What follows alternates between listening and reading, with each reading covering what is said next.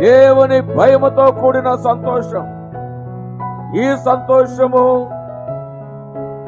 ఈ లోకములో ఎవరు కూడా ఇవ్వలేరు. యేసయ్య మాత్రమే, లేక దేవుని సన్నిధిలో మాత్రమే ఈ సంతోషము మనకు దొరుకుతుంది. నువ్వు ఎక్కడికెళ్ళినా ఈ సంతోషము దొరకదు. ఎవరు ఇవ్వలేరు కూడా.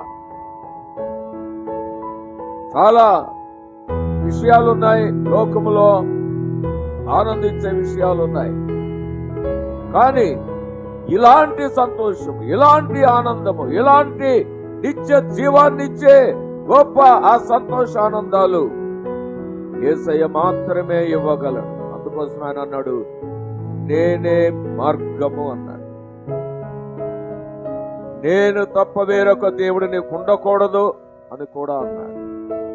ప్రియులారా, అలాగా నేనే అన్నప్పుడు ఆయన తప్ప ఇంకెవరు లేరన్న విషయము మనం గుర్తెరగాలని ప్రభువుని బిడ్డ మనవి చేస్తూ ఉన్నాం.